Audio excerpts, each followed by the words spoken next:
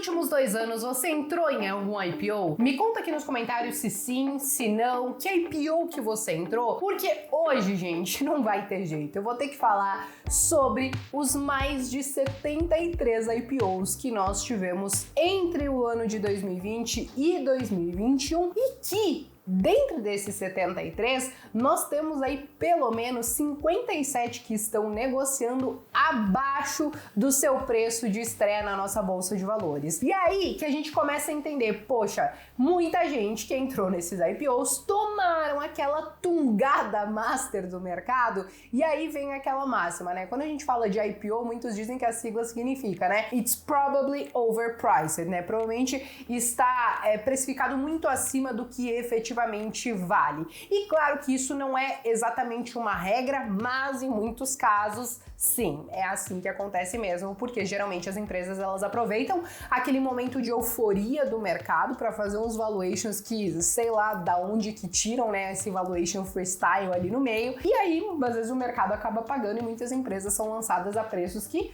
eu e muitos não considerariam justos, vamos dizer assim. De qualquer maneira, gente, eu quero trazer para vocês hoje, então, o que aconteceu nesses últimos 2 anos e também quero trazer aí algumas perguntas que a gente pode se fazer para entender se vale a pena continuar investindo em alguns IPOs que a gente está tomando essa tungada ou se não, se às vezes vale a pena só vender, desistir desse negócio, colocar o nosso dinheiro em outro lugar que talvez vai crescer e se recuperar muito mais rápido do que se a gente ficar simplesmente torcendo para esse IPO, beleza? Mas antes da gente começar, já quero pedir então para vocês se inscreverem aqui no canal, caso vocês ainda não sejam inscritos, deixem o like de vocês e me acompanhem até o final do vídeo e não se esqueçam, gente, link da Clear sempre deixo aqui embaixo na descrição para você que por alguma razão ainda não negocia por lá todos os seus ativos com corretagem zero para que vocês façam isso, beleza? Bom, pessoal, negócio é o seguinte, eu já trouxe ali os principais dados de 2020 e 2021, mas eu quero vir aí um pouquinho mais recente. Vamos falar só de 2021. Em 2021, nós tivemos pelo menos 45 IPOs. E aí, dentre esses 45 IPOs, tem uma matéria no Valor que eles apontam que pelo menos 14 empresas dessas que fizeram oferta na nossa bolsa de valores nesse último ano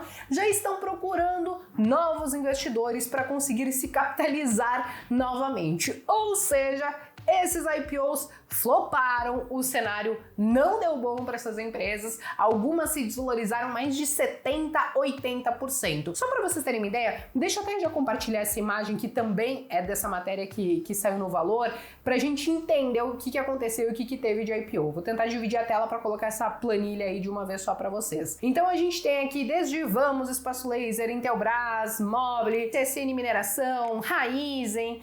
Enfim, tiveram muitas empresas que fizeram os seus IPOs. Como vocês podem ver também, tiveram aí variações de menos 70%, de menos 72%, 86%, algumas caíram 18%, 20%, umas estão ali meio que no preço de 1%, 2% e pouquíssimas se valorizaram, como é o caso, por exemplo, de uma Vamos, que se valorizou mais de 116%, a gente tem aqui a Jalles Machado com mais de 21%, mas assim, realmente foram poucas as empresas que acabaram se sobressaindo dentre essa longa lista, né? E aí, o que acontece? Dentro desses IPOs, como eu falei para vocês, já tem algumas empresas que começaram a ter algumas conversas com novos investidores ou até mesmo com private equity, né? Foram atrás de alguns fundos para tentar se capitalizar de novo, porque realmente a situação não foi nada fácil. A gente teve, por exemplo, Cruzeiro do Sul conversando com o Mauro Lacerda, depois eles até emitiram um fato relevante falando que não, já desistiram das conversas e no fim não virou em nada. Teve alguns rumores aí sobre a Mobile, né, e o West Wing, e aí até quando eles foram procurados, o pessoal da Mobile, eles falaram que não comentam esses boatos de mercado e tal, mas a gente sabe que o varejo como um todo tem sofrido bastante, sofreu e tem sofrido bastante, então especula-se, né, que algumas empresas que inclusive fizeram IPO e que estão nesse setor estão aí com uma certa dificuldade procurando então novos investidores. A gente teve alguns negócios que foram efetivados, né? A gente teve a compra da Mosaico pelo Banco Pan, então a gente tem aí esses IPOs que foram relativamente recentes. A gente teve a Eneva com a Focus Energia E aí, às vezes a gente fala, né, focos, energia e tal, e eu acho que vocês, assim como eu pelo menos isso porque eu acompanho muito o mercado, mas quando eu olhei essa lista gigantesca de IPOs que a gente teve nesses últimos 2 anos, eu confesso que eu falei, gente, em que momento que tudo isso aconteceu que eu não consegui acompanhar? Eu tô vendo o nome de algumas empresas que eu nem sabia que existia e nem sabia que era esse o ticker dessas empresas na nossa bolsa de valores. Mas enfim, eu tive esse sentimento porque tudo aconteceu num curto espaço de tempo, naquele momento de euforia que muitas empresas vieram correndo pro mercado para se capitalizar, que acho que o mercado estava se recuperando de pandemia, a gente tinha uma taxa de juros de 2%, e aí elas acharam que o momento poderia sim ser propício.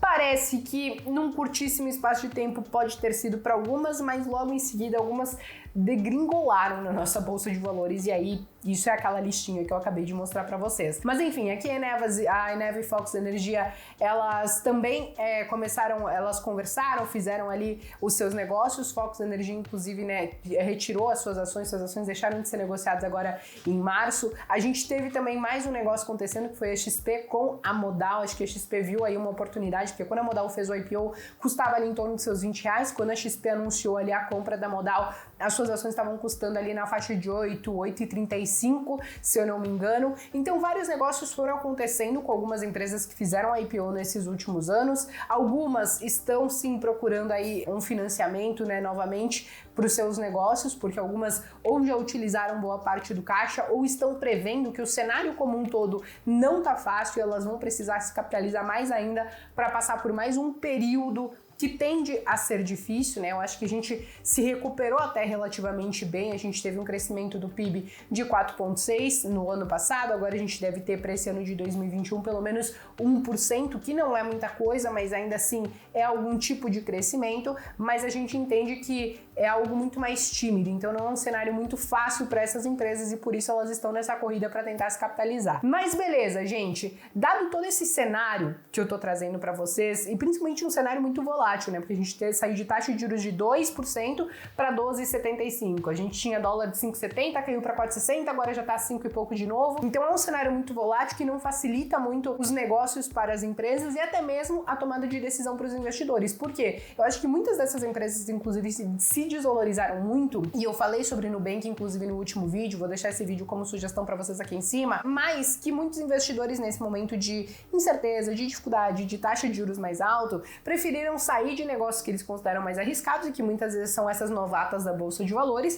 e foram para negócios mais maduros que já se provaram ao longo do tempo, olharam para aquelas blue chips, para empresas do setor financeiro, para empresas de energia, para aquelas empresas realmente de valor, né? Então, às vezes acaba fazendo essa troca e isso também acaba impactando aí nesse movimento, nessas grandes desvalorizações de mais de 70%, 80% que a gente viu na nossa bolsa de valores. Mas beleza, dado todo esse cenário, gente, aí eu quero trazer para vocês 3 perguntas que eu acho que a gente tem que se fazer para decidir se tem que manter esse IPO em carteira, essas ações desse IPO em carteira, ou se não, talvez está valendo a pena simplesmente fazer uma troca e tentar recuperar esse dinheiro que foi perdido, que você tomou uma bela de uma tungada em algum outro lugar. E eu trouxe essas 3 perguntas porque foram 3 perguntas que eu fiz, por exemplo, para a Raizen, que foi o único IPO que eu entrei aí nesses últimos anos, nesses últimos 2 anos, e que sim, tô tomando uma tungada também, porque ela fez ali o seu IPO a R$7 e alguns centavos, R$7,10, se eu não me engano, talvez um pouco mais, e aí agora aí já tá na casa dos 5, né? Então, sim, teve uma desvalorização, claro que não chega a ser 70%, 80% como outros negócios, mas é uma pequena desvalorização. E aí eu faço algumas perguntas para tentar chegar à conclusão se eu devo ou não mantê-la na carteira.